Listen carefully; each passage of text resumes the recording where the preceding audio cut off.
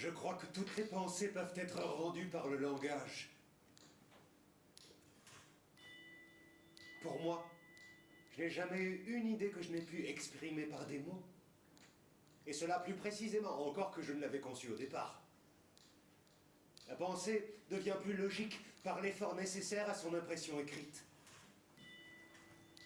Il y a cependant une classe de fantaisie, d'une délicatesse exquise qui ne sont pas des pensées et pour lesquelles, jusqu'à présent, je n'ai pu trouver de langage. Oui, j'emploie le mot fantaisie, au hasard. Simplement parce que je dois me servir d'une désignation quelconque, mais le sens que l'on attache communément à ce terme ne s'applique pas, même avec une exactitude moyenne, aux ombres d'ombre que je veux dire. Elle me semble plus psychique qu'intellectuelle. Elle se lève dans l'âme, aux époques d'absolue tranquillité, quand la santé du corps et de l'esprit est parfaite, et seulement à ce point du temps où les confins du monde éveillé se mêlent à ceux du rêve.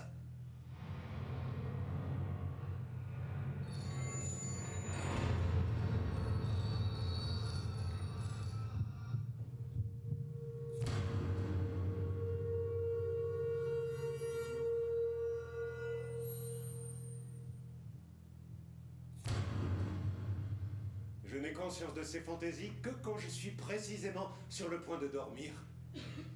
Je me suis convaincu que cette condition n'existe que pendant un moment inappréciable. Et cependant, ces ombres d'ombre, ils sont innombrables.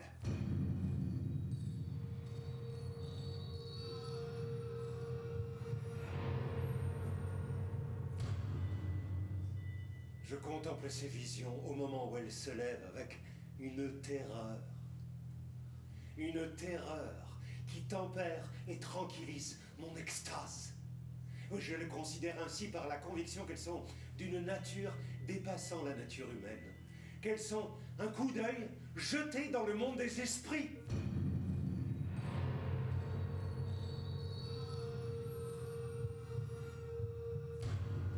Dans ces fantaisies, dans ces impressions psychiques, il n'y a rien qui rappelle les impressions ordinaires. C'est comme si mes 5 sens étaient remplacés par 5 myriades de sens sublimés.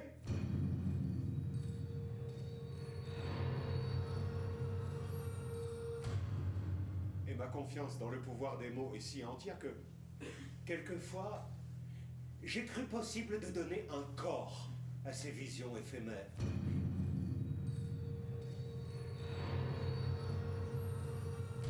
Et les essais que j'ai tentés dans ce but m'ont permis de faire naître, quand ma santé mentale et corporelle est bonne, l'état où je les aperçois.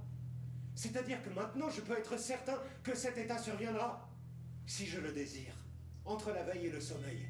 Et j'éprouve même le pouvoir de les contraindre à venir.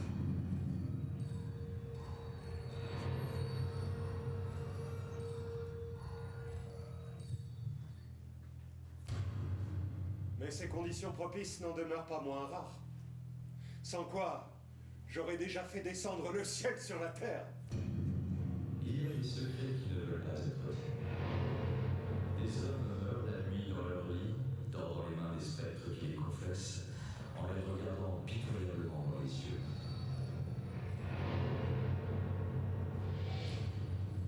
Des hommes meurent avec le désespoir dans le cœur et les convulsions dans le gosier, à cause de l'horreur et des mystères qui ne veulent pas être révélés.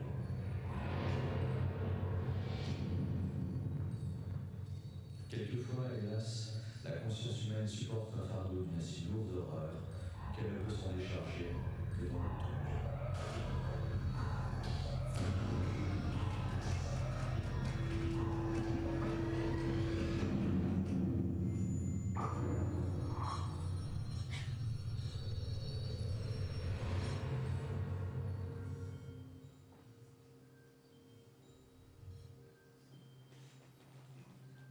Chapitre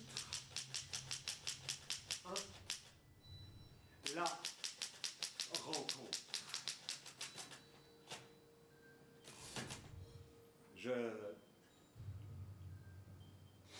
Je demeurais à Paris pendant le printemps et une partie de l'été de 1899, et j'y fis la connaissance d'un certain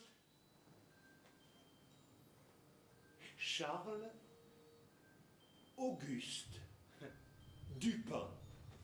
Charles Auguste Dupin. Sa conversation était des plus remarquables et essentiellement nourrissante. Il n'était pas ce qu'on appelle un beau parleur. Et d'ailleurs, sa parole avait horreur du convenu. Mais un vaste savoir, une linguistique puissante, de fortes études et des impressions ramassées dans plusieurs pays faisaient de cette parole un enseignement à ouvrir d'étonnantes perspectives. Un enseignement à ouvrir d'étonnantes perspectives. Et en un mot, l'art de ravir, de faire penser, de faire rêver, d'arracher les âmes des bourbes de la routine. C'était un jongleur merveilleux. Notre première rencontre eut lieu dans un obscur cabinet de lecture de la rue Montmartre.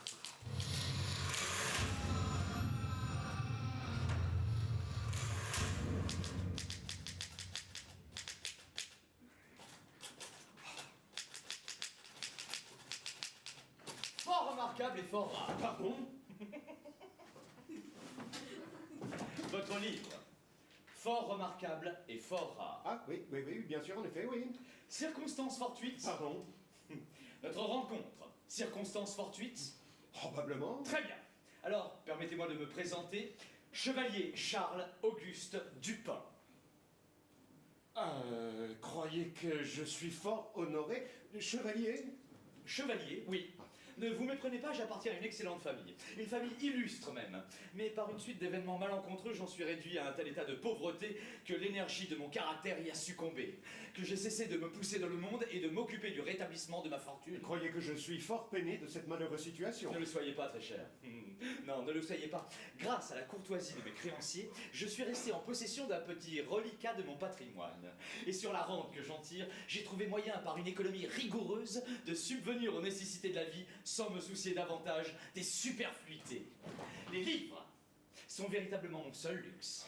Et à Paris, on se les procure facilement. Mes affaires sont un peu moins embarrassées que les vôtres. Je vous propose que nous vivions ensemble. Très bien. Parfait. Je me chargerai de louer une maisonnette. Ah oui, antique et bizarre. Oui, antique et bizarre. Oui, et situé dans un endroit reculé et solitaire du faubourg Saint-Germain. Et situé dans un endroit reculé et solitaire du faubourg Saint-Germain. Voilà, parfait. Alors notre réclusion sera complète. Nous ne recevrons aucune visite. Le lieu de notre retraite restera un secret. Ah oui, nous ne vivrons qu'entre nous. Qu'entre nous. Très bien. Alors il faut que je vous confie quelque chose. Je suis issu d'une race qu'ont illustré une imagination vigoureuse et des passions ardentes. Les hommes m'appellent fou. Même si la science ne nous a pas encore appris si la folie est ou n'est pas le sublime de l'intelligence, si tout ce qui est la gloire, si tout ce qui est la profondeur ne vient pas d'une maladie de la pensée, d'un mode de l'esprit exalté aux dépens de l'intellect général.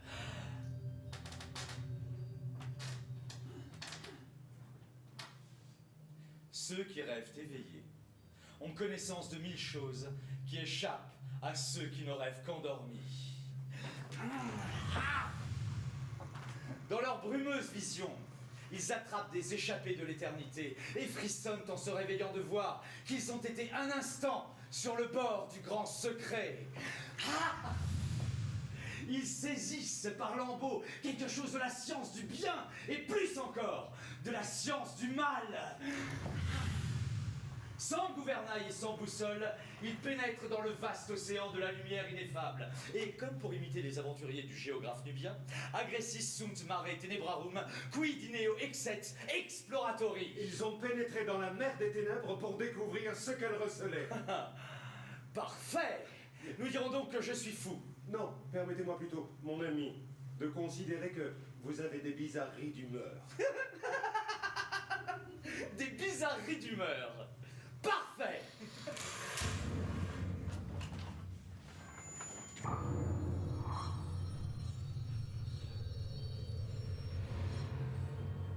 Permettez-moi plutôt, mon ami, de considérer que vous avez des bizarreries d'humeur. Non.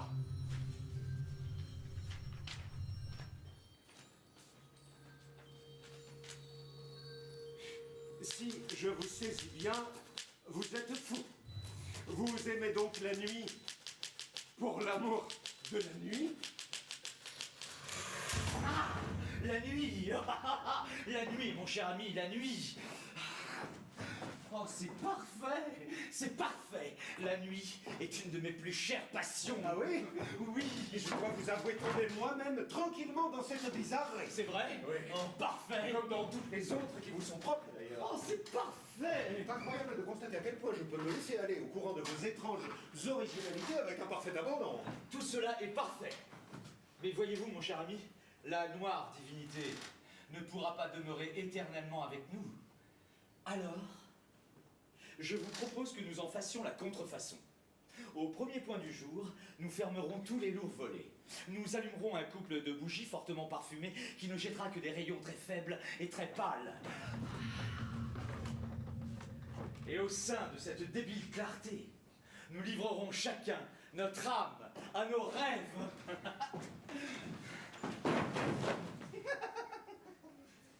Voilà, nous lirons, nous écrirons, nous causerons, jusqu'à ce que la pendule nous avertisse du véritable retour de l'obscurité.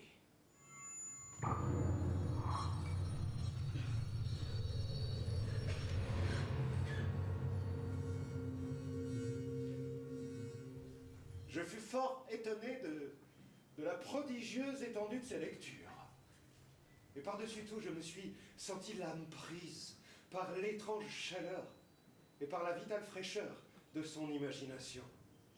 Je me suis plu quelquefois à tenter de me figurer quel serait le sort d'un homme doué, doué pour son malheur, d'une intelligence de beaucoup supérieure à celle de sa race. Il aurait naturellement conscience de cette supériorité et il ne pourrait s'empêcher de manifester cette conscience. Il se fera ainsi d'innombrables ennemis, douloureux et horribles supplices. L'enfer ne peut inventer de plus grande torture que celle d'être tenu pour infiniment faible, précisément parce qu'on est infiniment fort. Il est à peine possible de contester qu'il y ait eu des hommes planant ainsi au-dessus du niveau de leur époque, mais si nous feuilletions l'histoire pour découvrir des traces de leur existence, il nous faudrait laisser de côté les biographies des honnêtes gens et rechercher soigneusement le peu de souvenirs laissés par les malheureux morts en prison, à la maison des fous, ou encore sur l'échafaud. Mais un exemple donnera une meilleure idée de la nature de ces observations, à l'époque dont il s'agit. Chapitre 2. L'esprit analytique.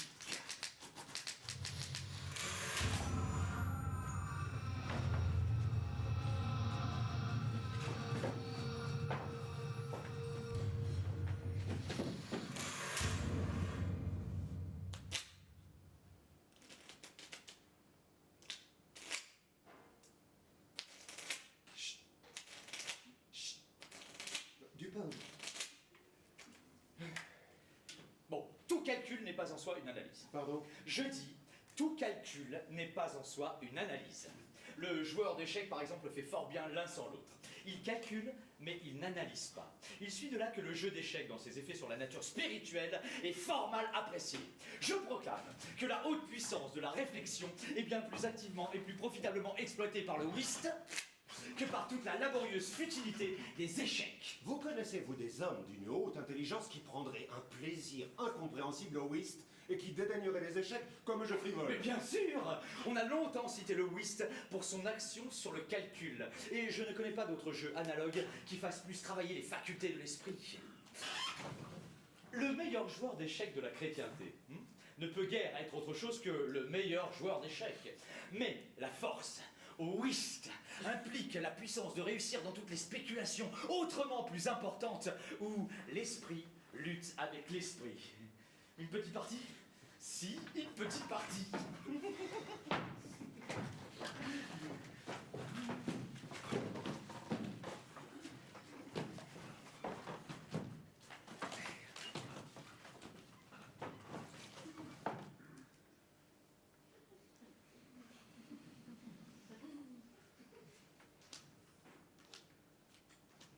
Notre joueur d'échecs jouera fort bien au whist car les règles de Hoyle, basées elles-mêmes sur le simple mécanisme du jeu, sont facilement généralement intelligibles. Ainsi, avoir une mémoire fidèle et opérer d'après le livre sont des points qui constituent pour le vulgaire le summum du bien joué.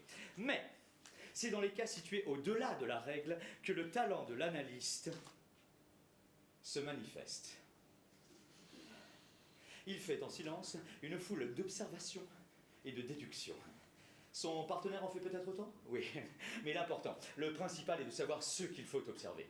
Notre joueur de whist ne se confine pas dans son jeu. Et bien que ce jeu soit l'objet actuel de son attention, il ne néglige pas pour cela des détails qui naissent d'objets étrangers à ce jeu. Il examine la physionomie de son adversaire. Et il compte souvent, grâce au regard satisfait que celui-ci laisse échapper, les atouts et les honneurs, un à un. À la manière de ramasser une levée, il devine si la même personne peut en faire une autre dans la suite. Non.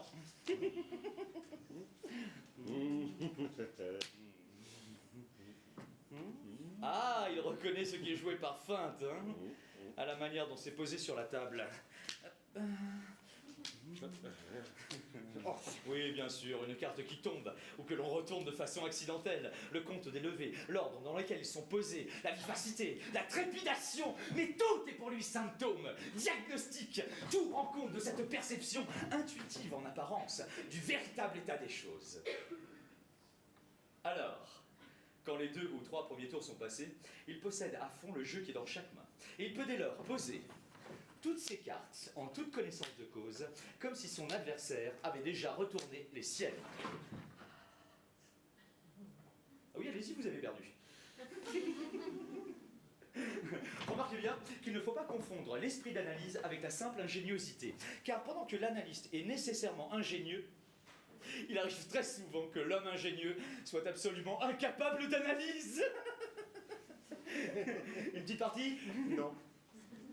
Non, Dupin, je ne peux pas m'empêcher d'admirer cette fameuse aptitude analytique particulière chez vous, mais je ne peux également m'empêcher de relever, vous ne pourrez le nier, le délice âcre que vous prenez à l'exercer. Bon, j'avoue, peut-être même à l'écaler, hein. Tout le plaisir que j'en tire. Bien des hommes ont pour moi une fenêtre ouverte à l'endroit du cœur.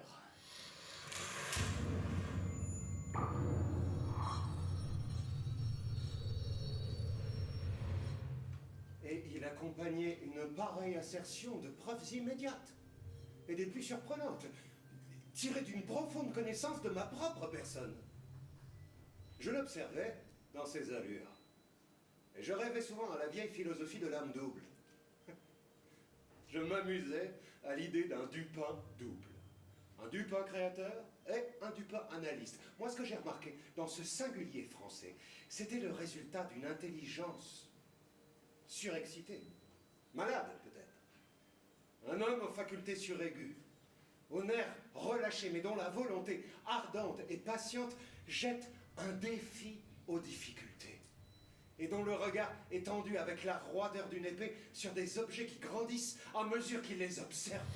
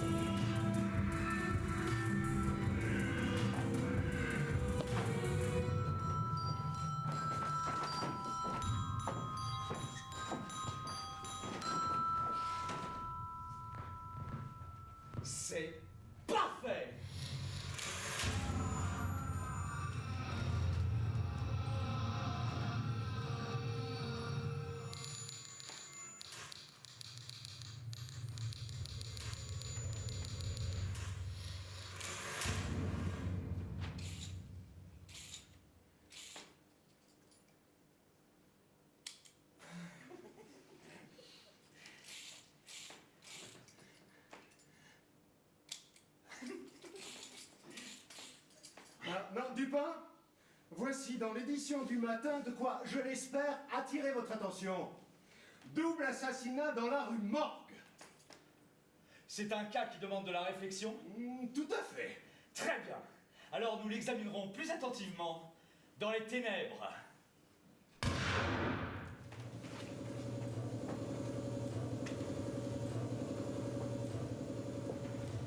Bien. Très bien.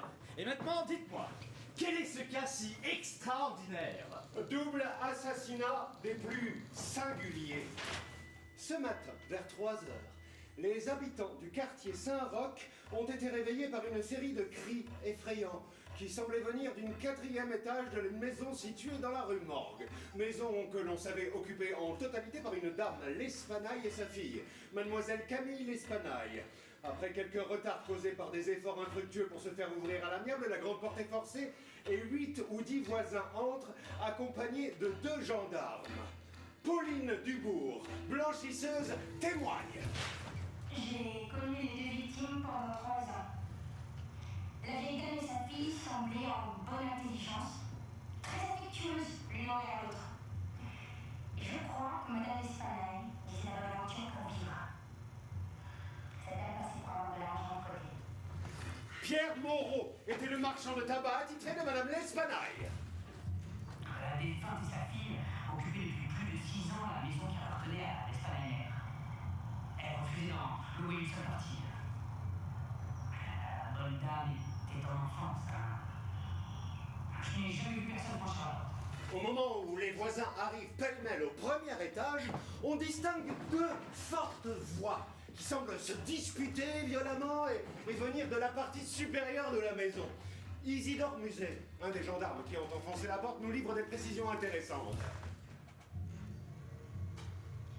En arrivant sur le premier palier, j'ai entendu 2 personnes qui se disputaient très haut et très violemment. L'une, une gorille, c'était un français. Je distinguais les mots diable et sacré. Votre voix, la voyue, était celle d'un phrase et je ne peux plus deviner ce qu'il disait. Probablement, c'était celle d'un espagnol. Oui, mais Henriette Duval, une voisine, assure que cette voix était celle d'un Italien. Je n'ai pu distinguer les paroles, mais je suis convaincu, d'après l'intonation, que l'individu qui parlait était un Italien. Je suis certaine que la voix aiguë n'appartenait à aucune des victimes. Quant à Jane Bird, elle est anglaise et elle soutient que c'était la voix d'un Allemand. J'ai entendu distinctement sacré est mon Dieu. La voix aiguë était plus forte que la voix rude. Je suis sûre que ce n'était pas une voix d'anglaise. Il me sembla une voix d'allemand, mais je ne sais pas l'allemand. Comme vous pouvez le constater, toute cette sphère reste pour tout le monde un horrible mystère. Et personne n'a encore découvert que nous sachions le moindre fil conducteur. Odenheimer est restaurateur allemand. Il ne parle pas le français. Il a été interrogé par le biais d'un traducteur.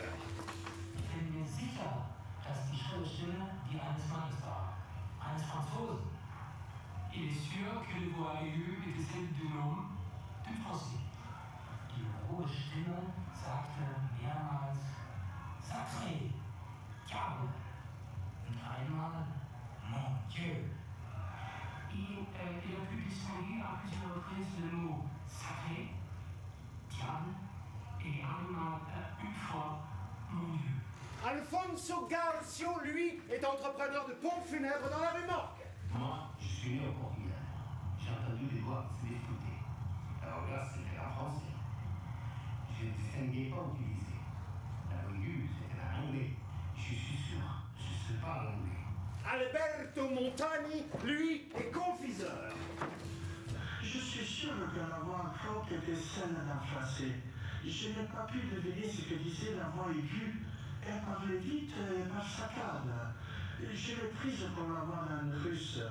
Moi, je suis italien, moi. Je n'ai jamais causé avec un Russe. Et nous entrons à présent dans la description de l'arrivée au dernier palier où les bruits ont cessé. Tout est parfaitement tranquille. Les voisins se répandent de chambre en chambre et arrivés à une vaste pièce située au 4e étage dont on force la porte qui était fermé avec la clé en dedans. Il se trouve en face d'un spectacle. Un spectacle qui frappe tous les assistants d'une terreur non moins grande que leur étonnement. La chambre est dans le plus étrange désordre, les meubles brisés et éparpillés dans tous les sens. Il n'y a qu'un lit, le matelas en a été arraché, jeté au milieu du parquet. Sur une chaise, on trouve un rasoir, mouillé de sang, dans l'âtre. 3 longues et fortes boucles de cheveux gris qui semblent avoir été violemment arrachées avec leurs racines. Sur le parquet, gisent 4 Napoléons et 2 sacs contenant environ 4000 francs en or dans un coin. Les tiroirs d'une commode sont ouverts et ont sans doute été mis au pillage, bien qu'on y trouve plusieurs articles intacts. Un petit coffret de fer est trouvé sous la literie. Il est ouvert, mais il ne contient que quelques vieilles lettres et d'autres papiers sans importance. D'après Jules Mignot, le banquier de Madame L'Espanaye, celle-ci avait quelques fortunes dans la maison Mignot et Fils, rue de Lorraine. Je ne lui ai rien délivré jusqu'au 3e jour avant sa mort, où elle est venue me demander en personne la somme de 4000 francs. Cette somme lui a été versée en or et un commis a été chargé de la lui porter chez elle. Et justement, le jour en question, vers midi, le commis de chez Mignot et Fils, Adolphe Lebon, a accompagné Madame L'Espanaye à son logis avec les 4000 francs dans les 2 sacs. Adolphe Lebon. Oui, Adolphe Lebon. Quand la porte s'ouvrit, mademoiselle L'Espanaye parut. Elle me prit les mains d'un des sacs pendant que la vieille dame me déchargeait de l'autre. Je l'ai saluée et parti. Je n'ai vu personne dans la rue. C'est une rue morne, très solitaire. Alors, Dupin, n'est-ce pas un cas extraordinaire? Vous m'avouerez que jamais assassinat si mystérieux, si embrouillé n'a été commis à Paris. Et j'oserais même avancer si toutefois il y a eu assassinat. Même la police est absolument déroutée. Il est vraiment complètement, positivement impossible de retrouver le fil de cette affaire. D'ailleurs, au comble de l'impuissance générale, le commis de banque a été arrêté et incarcéré, alors que rien dans les faits déjà connus ne parut suffisant pour l'incriminer. C'est parfait. Vous, quelle est votre opinion concernant ce double meurtre? Oh, moi, je suis comme tout Paris. Ah, je le considère comme un mystère insoluble. Je ne vois absolument aucun moyen d'attraper la trace du meurtrier. Ah non! Nous ne devons pas juger d'une enquête par une instruction embryonnaire. La police parisienne, si vantée pour sa pénétration, est fort rusée. Mais rien de plus. Elle n'a pas de méthode. Enfin, elle n'a d'autre méthode que celle du moment. Alors on fait ici un grand étalage de mesures, mais elles sont si mal appropriées au but qu'elles me font penser à Monsieur Jourdain qui demandait sa robe de chambre pour mieux entendre la musique. Ouais, bref. Les résultats sont quelquefois surprenants, mais ils sont dus à la diligence et à l'activité. Quand ces facultés manquent, les plans ratent.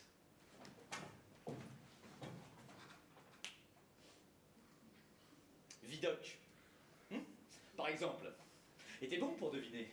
C'était un homme de patience, mais son esprit n'était pas assez aiguisé. Il faisait continuellement fausse route par l'ardeur même de son investigation. Il diminuait la force de sa vision en regardant les objets de trop près. Oh, il pouvait voir 1 ou 2 détails avec une signifiante efficacité, mais du fait même de son procédé, il perdait l'aspect de l'affaire prise dans son ensemble. J'appelle cela le moyen d'être trop profond. La vérité n'est pas toujours au fond d'un puits. Et dans l'affaire qui nous intéresse, je pense qu'elle est invariablement à la surface. Nous la cherchons dans la profondeur de la vallée, mais c'est au sommet des montagnes que nous la découvrirons. Quant à ce double meurtre, faisons nous-mêmes une petite enquête, avant d'en tirer des conclusions hâtives. Qu'en pensez-vous? Oui. Une petite enquête nous procurera de l'amusement, non? Et de plus, Adolphe Lebon... Adolphe Lebon? Oui, le commis de banque s'appelle bien Adolphe Lebon, non? Bon, donc, Adolphe Lebon, le commis de banque, m'a rendu un service pour lequel je ne veux pas me montrer ingrat. Oh. Nous irons donc sur les lieux et nous les examinerons de nos propres yeux. Enfin, Dupin, il n'y a pas un pouce d'une partie quelconque de la maison qui n'ait déjà été soigneusement fouillée par la police. Eh bien, justement, on trouve dans la contemplation des corps célestes de parfaits exemples de ce genre d'erreur.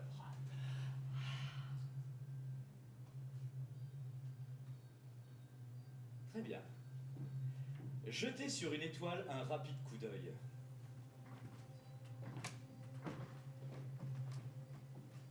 Bien. Et maintenant, regardez-la de façon oblique, avec la partie latérale de la rétine beaucoup plus sensible à la lumière faible. et vous verrez l'étoile distinctement. Vous aurez l'appréciation la plus juste de son éclat. Éclat qui s'amoindrit à mesure que vous redirigez votre point de vue en plein sur elle. Dans ce cas, il tombe sur l'œil beaucoup plus de rayons. Mais dans l'autre, il y a une réceptibilité beaucoup plus vive, une sensibilité beaucoup plus complète. Une profondeur outrée affaiblit la pensée et la rend perplexe. Et l'on peut faire disparaître Vénus elle-même du firmament par une attention trop soutenue, trop concentrée, trop directe. Du pain. Du pain. Du pain.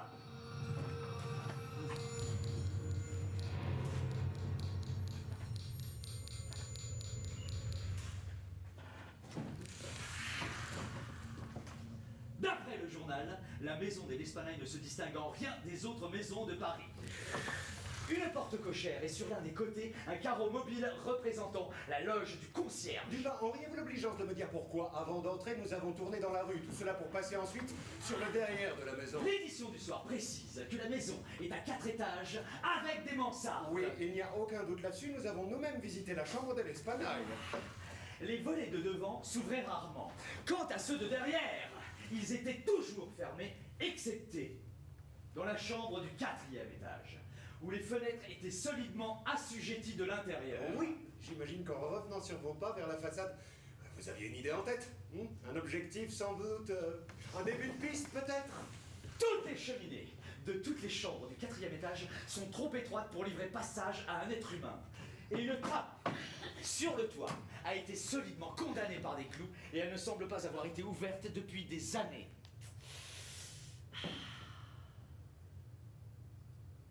Il n'y a donc aucune issue secrète qui ait pu favoriser la fuite d'un assassin. Oui, vous voyez donc que nous en arrivons à la même conclusion que les journaux et la police. Il n'était peut-être pas nécessaire de passer au crible tous les alentours de la maison. Alors quels moyens avons-nous d'arriver à la vérité?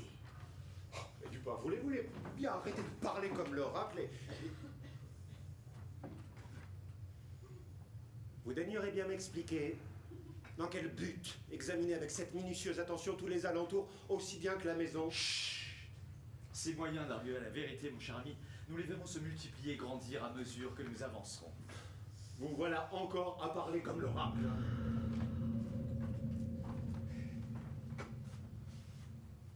Bien.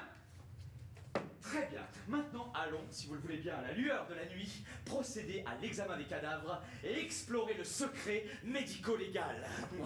Précisément, concernant les corps, Dupin! Les voisins n'ont trouvé aucune trace de mademoiselle L'Espanaye, mais ils ont remarqué une quantité extraordinaire de suie dans le foyer. Ils ont fait une recherche dans la cheminée, et c'est une chose horrible à dire. Ils en ont tiré le corps de la demoiselle, la tête en bas. Oh, pardon. Oui, qui avait été introduit de force par l'étroite ouverture et poussé jusqu'à une distance assez considérable. Oh, écoutez ça, Dupin. Le corps était si solidement engagé dans la cheminée que pour l'en retirer, il a fallu que 4 ou 5 des témoins réunissent leurs forces. Et le corps était encore tout chaud. Il était chaud. Dupin! Dupin! Dupin!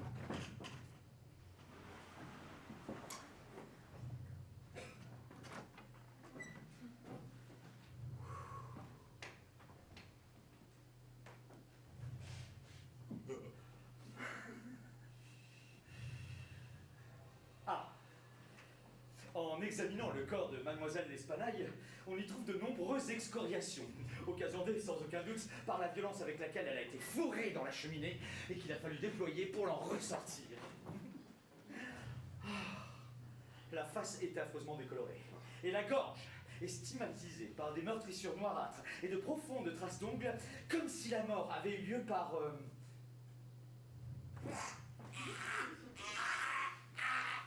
strangulation.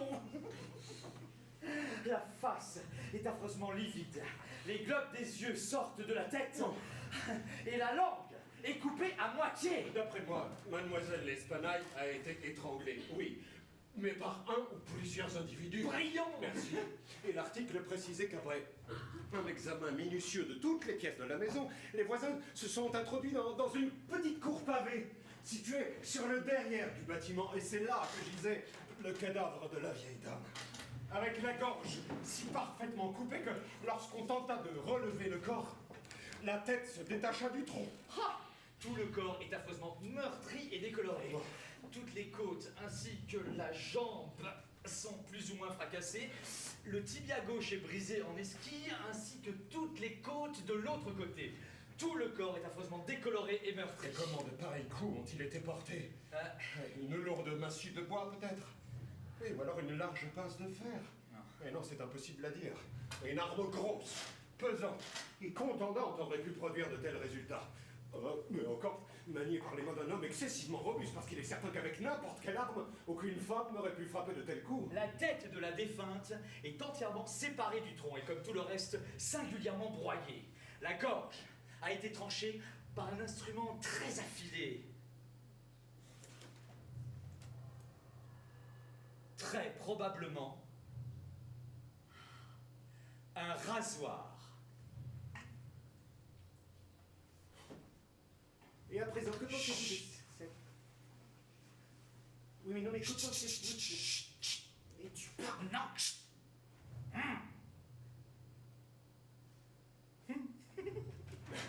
Je suis parfaitement au fait, mon ami, de toutes vos sortes de bizarreries. Et comme à l'accoutumée, je les ménagerai. Mais je suppose que vous êtes maintenant entré dans votre fantaisie de vous refuser à toute conversation relative à ces deux assassinats. Puis-je vous demander seulement combien de temps cela va durer? Bon, bah jusqu'à demain, midi. Hein? Demain, midi. Parfait.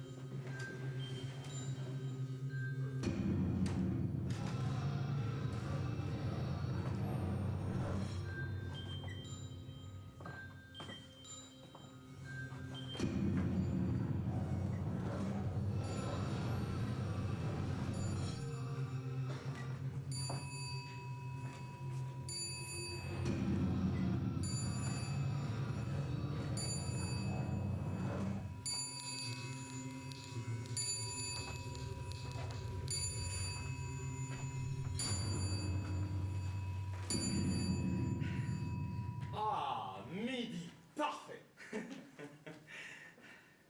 Avez-vous remarqué quelque chose de particulier sur le théâtre du crime? Ah non, rien de particulier. Rien du moins que ce que nous avons déjà vu dans le journal. Ah, le journal. La Gazette n'a pas, je le crains, pénétré l'horreur insolite de cette affaire. Mais laissons là les considérations niaises de ce papier. Il me semble que cette affaire est considérée comme insoluble. Par la raison même qui devrait nous la faire voir comme facile à résoudre, je veux parler du caractère excessif sous laquelle elle nous apparaît.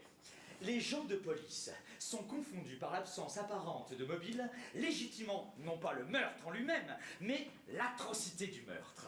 Et ils sont embarrassés également dans ce fait qu'on ait trouvé dans la chambre personne d'autre que Mademoiselle L'Espanaye assassinée et qu'il était impossible de fuir par le couloir sans être vu par les témoins qui montaient l'escalier. L'étrange désordre de la chambre. Le corps de la jeune femme fourré la tête en bas dans la cheminée. l'atroce mutilation du corps de la vieille dame, toutes ces considérations, jointes à celles que j'ai déjà mentionnées et à d'autres, dont je n'ai pas besoin de parler, ont suffi pour paralyser l'action des agents du ministère et dérouter totalement leur perspicacité si vantée. Mais ils ont commis la très grosse et très lourde faute de confondre l'extraordinaire avec l'abstru. Eh bien justement, c'est en suivant les déviations du cours ordinaire de la nature que la raison trouvera son chemin et marchera, si possible, vers la vérité. Vous savez, mon cher ami, dans l'affaire qui nous intéresse actuellement, il ne faut pas tant se demander comment les choses se sont passées, qu'étudier en quoi elles se distinguent de tout ce que nous avons connu jusqu'à présent. Bref, la facilité avec laquelle j'arriverai, où je suis déjà arrivé à la solution du mystère, est en rapport direct avec son insolubilité apparente aux yeux de la police. Dites-moi, pour l'amour de Dieu, dites-moi la méthode, si méthode il y a, à l'aide de laquelle vous avez pu pénétrer ce mystère. Très bien. Les voix. Les voix qui se disputaient.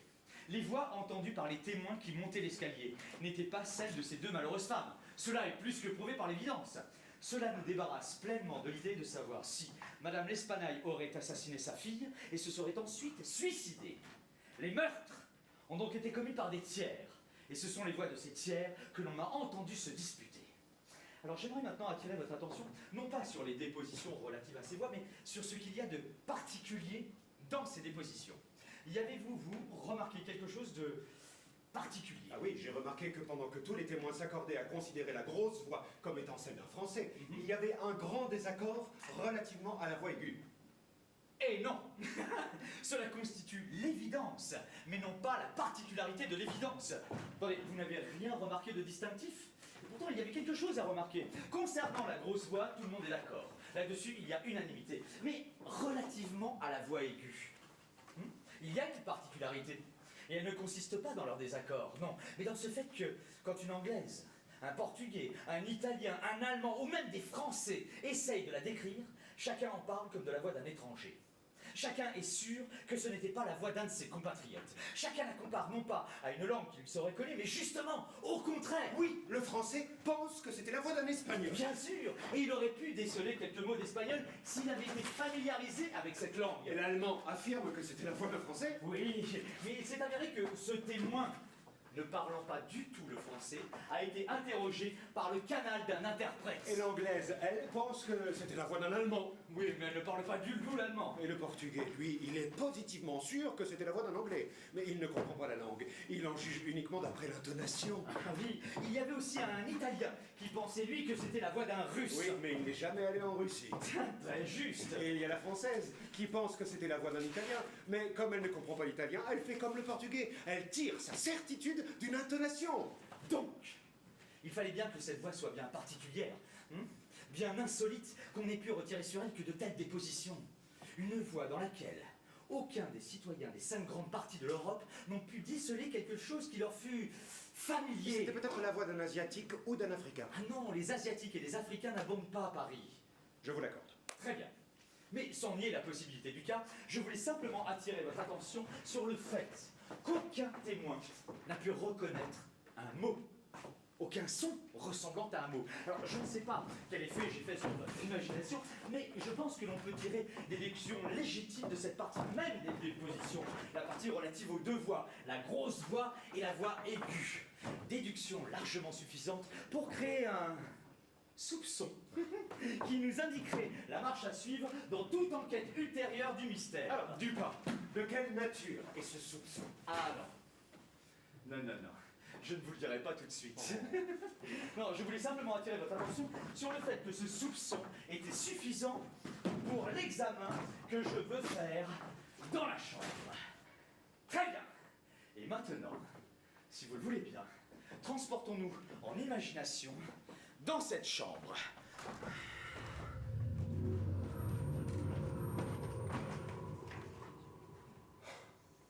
Parfait.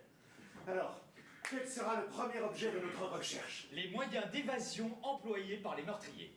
Nous sommes d'accord, n'est-ce pas? Nous ne croyons ni l'un ni l'autre aux événements surnaturels. Mesdames L'Espanaye n'ont pas été assassinées par des esprits. Les meurtriers étaient donc des êtres matériels. Ils ont donc fui matériellement. Oui, mais comment? Mais justement, il n'y a qu'une façon de raisonner sur ce point, et cette façon nous conduira à une conclusion positive. Il est clair que les assassins se trouvaient dans cette chambre quand les témoins ont monté l'escalier. Il n'y a donc que dans cette chambre que nous avons à chercher des issues.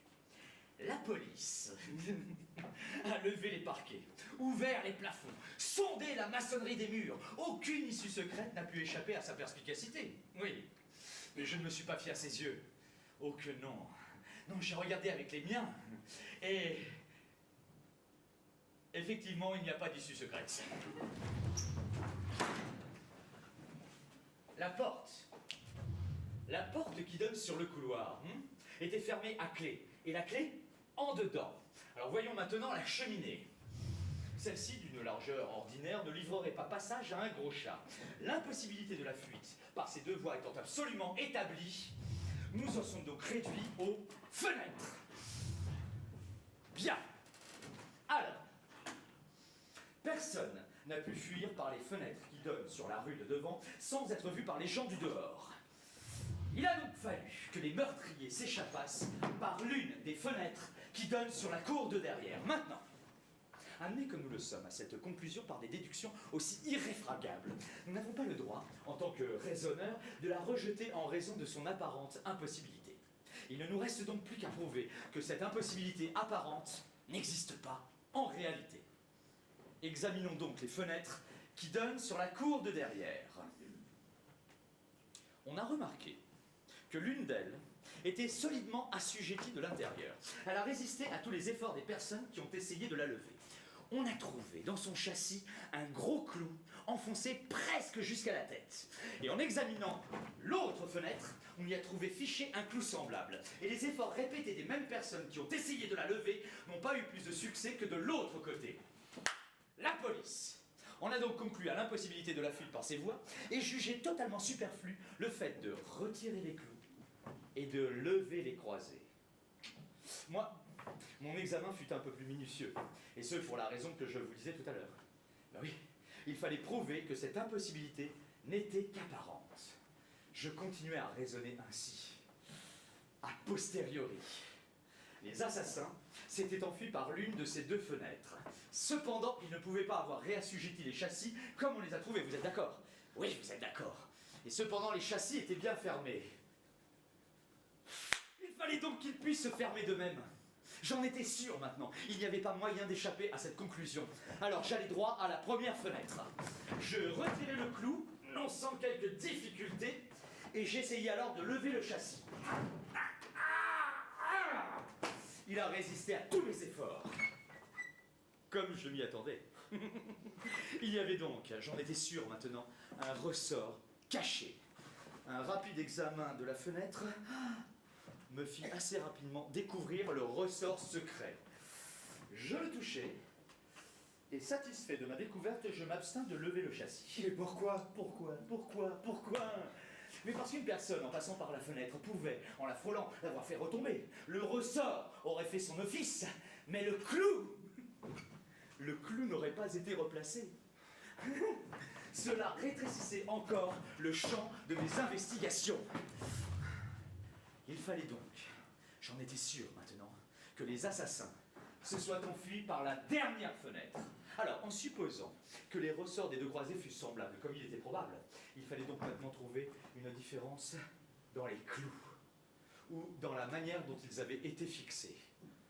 J'examinai donc la dernière fenêtre.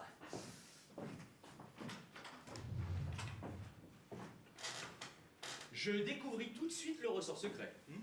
Il était identique à son voisin d'à côté. J'examinai alors le clou.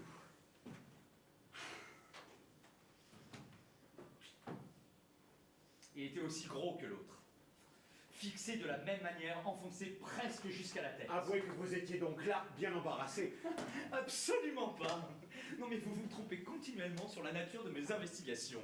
Mais non, pour employer un terme de jeu, je n'avais pas commis une seule faute, puisque j'avais suivi le secret jusque dans cette dernière phase. Et sa dernière phase, c'était le clou. Il faut, dis-je, qu'il y ait quelque chose de défectueux dans ce clou.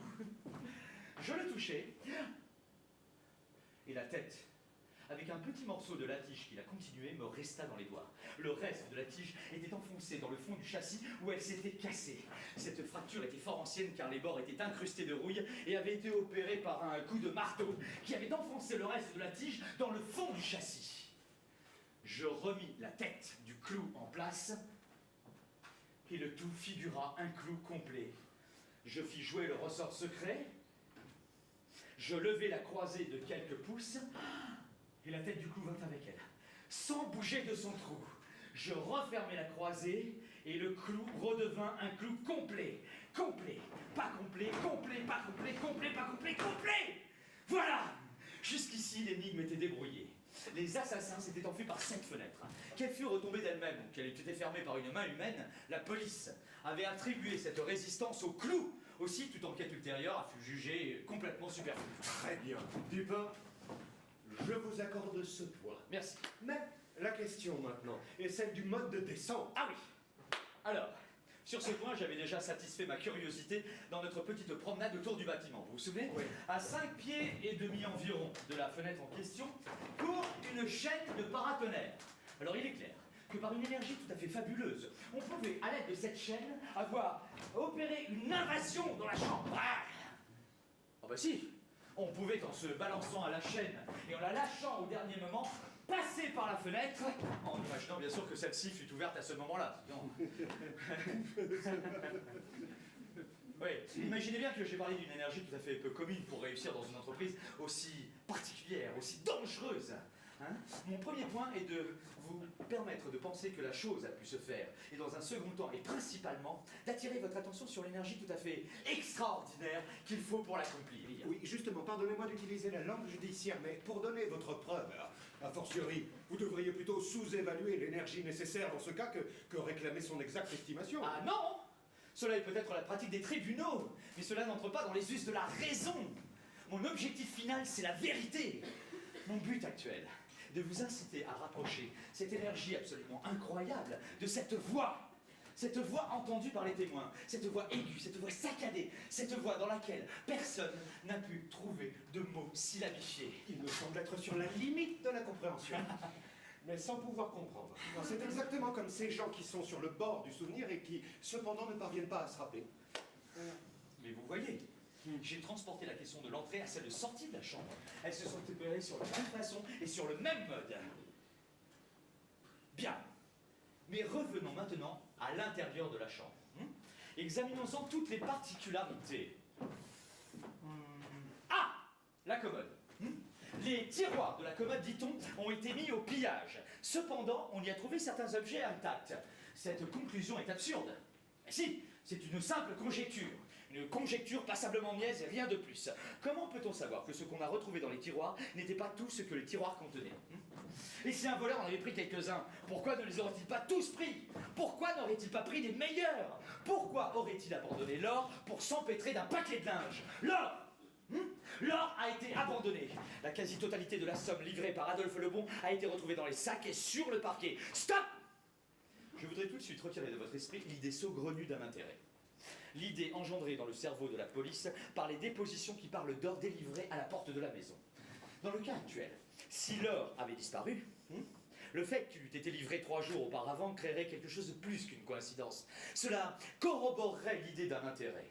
Mais dans le cas actuel où nous nous trouvons, si l'or a été abandonné, alors il nous faut supposer notre voleur suffisamment indécis et assez idiot pour oublier à la fois son or et le motif qui l'a fait agir.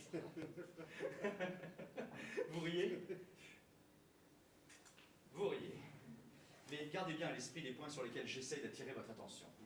Une énergie absolument incroyable. L'absence totale d'intérêt dans un meurtre aussi singulièrement atroce que celui-là. Et une voix dans laquelle aucun des témoins n'a pu reconnaître de syllabisation. Bien. Et maintenant, examinons la boucherie en elle-même. Si. Alors voilà une jeune femme, étranglée à la seule force des doigts, et fourrée dans une cheminée, la tête en bas. Vous admettrez que des assassins ordinaires n'emploient pas de tels procédés pour tuer. Hein? Encore moins essayent-ils de cacher ainsi les cadavres de leurs victimes. dans cette façon de fourrer le corps dans la cheminée, avouez qu'il y a quelque chose d'excessif, de bizarre, même en supposant que les meurtriers fussent les plus pervertis des hommes. Songez aussi à la force prodigieuse qu'il a fallu pour pousser un corps dans une pareille ouverture, et y pousser si puissamment que l'effort réuni de plusieurs personnes furent à peine suffisants pour l'en retirer. Hein? Mais continuons à chercher des indices de cette vigueur merveilleuse. Ah! On a trouvé des mèches de cheveux. Des mèches de cheveux grises appartenant à Madame l'Espanaye. Elles ont été arrachées avec leurs racines. Dites, vous savez quelle force il faut pour arracher de la tête peut-être 20 ou 30 cheveux? Vous avez vu les mèches aussi bien que moi. Alors, racines grumelées adhéraient des fragments de cuir chevelu. Une preuve de la force prodigieuse qu'il a fallu pour arracher peut-être 500 000 cheveux d'un seul coup. Non seulement le cou de la vieille dame était tranché, mais la tête entièrement séparée du tronc. L'instrument était un simple rasoir. Là encore, je vous prie, veuillez noter cette férocité bestiale. Et je ne parlerai pas des meurtrissures de Madame l'Espanaye. Enfin si. On a affirmé qu'elles avaient été produites par un instrument contondant. Et dans ce cas, ces affirmations étaient tout à fait dans le vrai. L'instrument contondant n'était autre que le pavé de la cour sur lequel le corps de la vieille dame est tombé en passant par la fenêtre. Ah, cette idée, aussi simple qu'elle puisse paraître à présent, a complètement échappé au cerveau de la police. Son esprit étant hermétiquement bouché à l'idée qu'aucune de ces fenêtres n'ait jamais pu être ouverte. Voilà! Alors, maintenant, avez-vous suffisamment réfléchi au désordre bizarre de la chambre? Très bien. Alors nous sommes allés assez avant pour combiner les idées d'une agilité merveilleuse. De l'absence totale d'intérêt dans un meurtre aussi singulièrement atroce que celui-ci. D'une grotesquerie dans l'horrible, absolument inconnue à l'humanité, et d'une voix dans laquelle aucun des témoins n'a pu entendre de mots syllabifiés. Or, pour vous, qu'en ressort-il? Quelle impression ai-je faite sur votre imagination?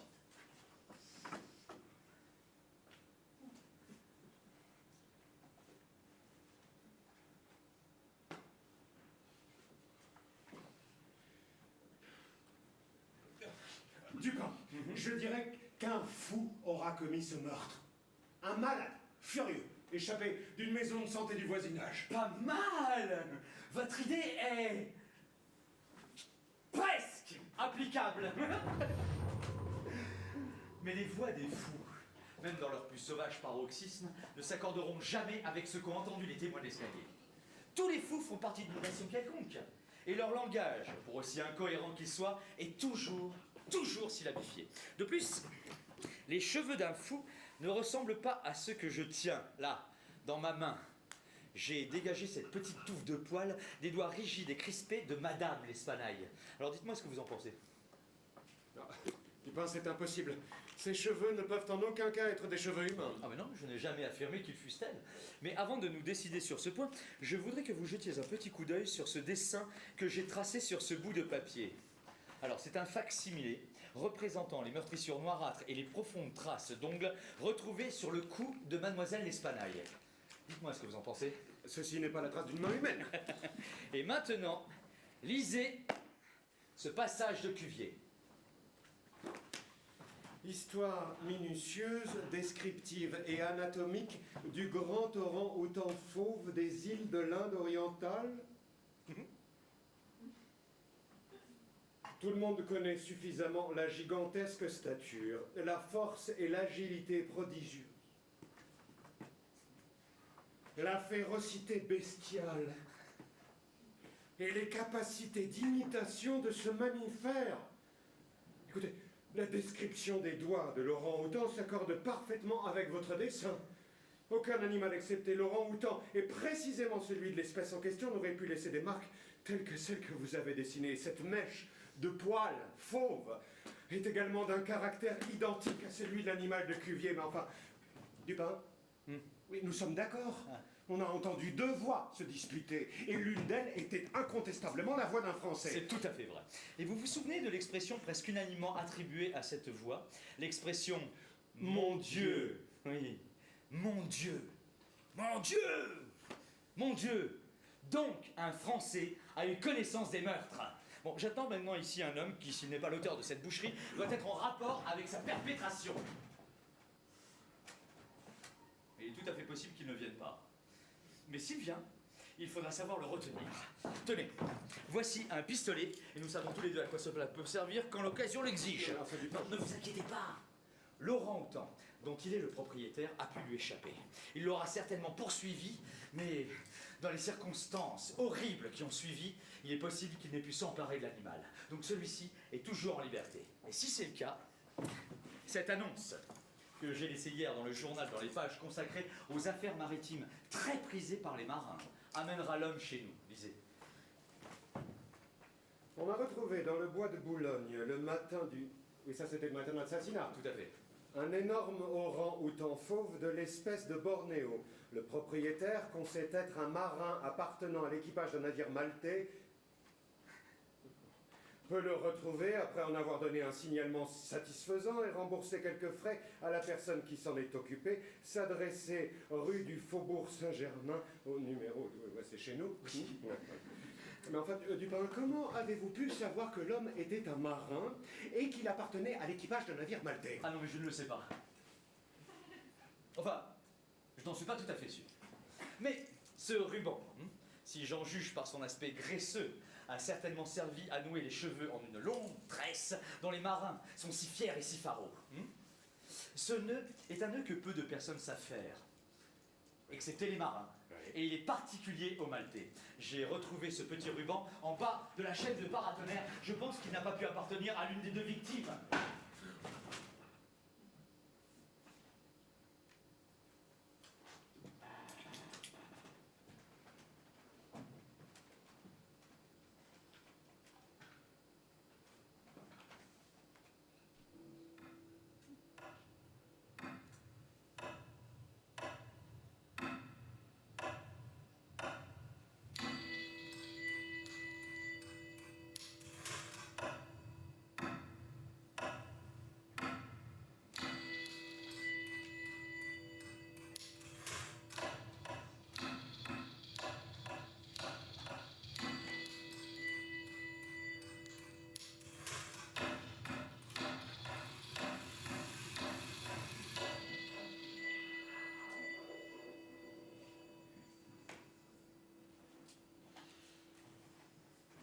Bon, bah, si je me suis trompé en induisant de ce ruban qu'il a appartenu à un marin français appartenant à un équipage maltais, je n'aurais pas fait grand mal avec mon annonce. On pensera simplement que je me suis fourvoyé par quelques circonstances dont on ne prendra même pas la peine de s'enquérir. Mais si je suis dans le vrai, alors là, il y a un très grand point de gagné. Le marin hésitera forcément à répondre à l'annonce. Il raisonnera ainsi. Je suis pauvre. Mon animal, il vaut beaucoup d'argent. Alors pourquoi est-ce que je perdrais tout ce pognon? Parce que j'ai peur du danger? Non! La police, elle a aucune piste. Et même si elle était sur la piste de l'animal, jamais ils pourront prouver que moi je salais pour le meurtre. Ah! L'embêtant, c'est que le propriétaire du journal me désigne comme étant le propriétaire de la bête. Alors si je vais pas le récupérer, eh ben il va le donner aux flics. Et ceux-ci, ils finiront par me retomber dessus et ils m'emmèneront en tôle. Non, il faut absolument que je réponde à cette annonce. Ouais, c'est ça. J'irai rechercher mon orang-outan. Je le ramènerai à la maison, ouais, je l'enfermerai à double tour, et alors là, je lui filerai une de ces roustes.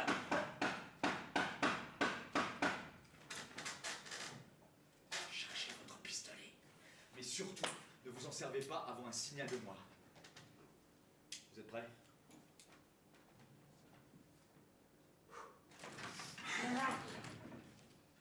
Je suppose que vous venez pour votre orang-outan? Ne vous inquiétez pas, nous ne voulons vous faire aucun mal.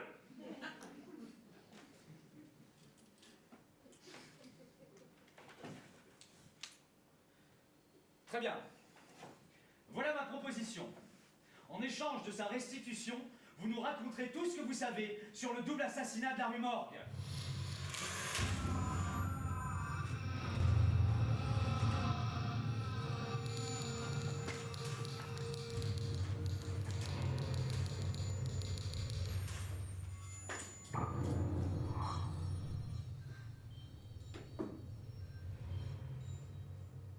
Le marin avait fait dernièrement un voyage dans l'archipel indien.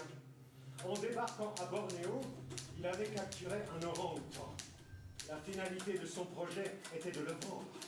Il arriva donc à loger l'animal dans sa propre demeure, à Paris, en l'enfermant soigneusement.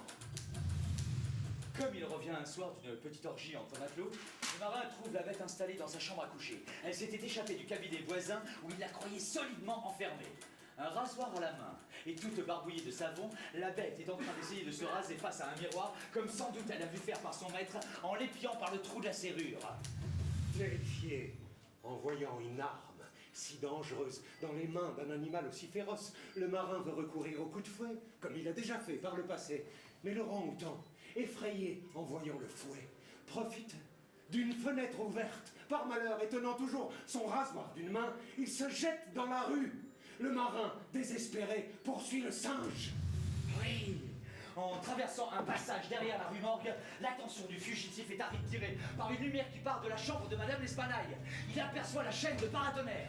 Il grimpe avec une inconcevable agilité et s'élance droit dans la chambre. Il n'est pas difficile pour un marin de grimper à une chaîne de paratonnerre, mais quand il arrive à la hauteur de la fenêtre, ce qu'il voit lui fait presque lâcher prise. Le terrible animal a saisi Madame l'Espanaille par les cheveux et agite devant son visage le rasoir en imitant les gestes d'un barbier. Les cris de la vieille dame, pendant lesquels les cheveux lui sont arrachés de la tête, ont pour effet de changer en fureur les dispositions probablement pacifiques de l'orang-outan. D'un coup rapide de son bras musculeux, il arrache la tête du corps. La vue du sang transforme sa fureur en frénésie. D'un bond, il se jette sur le corps de la jeune femme qui s'était évanouie, enfonce ses griffes dans sa gorge et les y laisse jusqu'à ce qu'elle soit morte.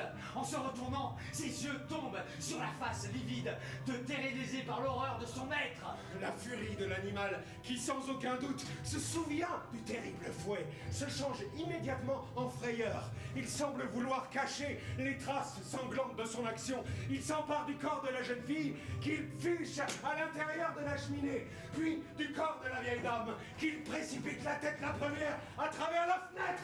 Le matelot, terrorisé, s'enfuit tout d'un trait jusque chez lui. L'orang-outan s'enfuit de la chambre par la chaîne de paratonnerre, juste avant que la porte ne fût enfoncée. En passant par la fenêtre, il aura bien évidemment frôlé, et celle-ci s'était refermée. Les voix entendues par les témoins qui montaient l'escalier n'étaient autres que les cris d'horreur du marin, mêlés au glapissement diabolique de la bête. Dupin, c'est parfait.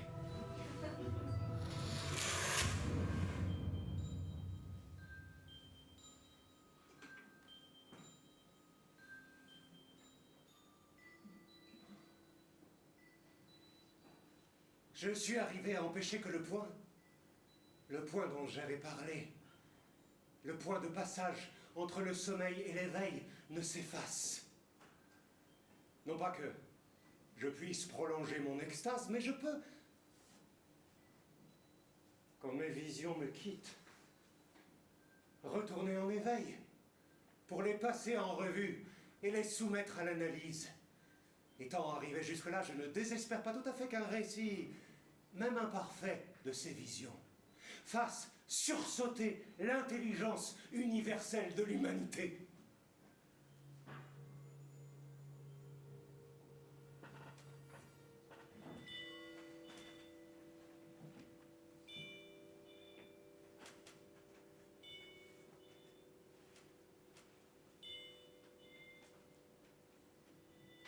À ceux-là, si rares, qui m'aiment et que j'aime, à ceux qui sentent plutôt qu'à ceux qui pensent, aux rêveurs et à ceux qui ont mis leur foi dans les rêves comme dans les seules réalités. À ceux-là, je présente cette composition simplement comme un objet d'art. Disons comme un roman. Ce que j'avance ici est vrai, donc cela ne peut pas mourir. Ou si par quelque accident cela se trouve aujourd'hui écrasé au point d'en mourir, cela ressuscitera dans la vie éternelle.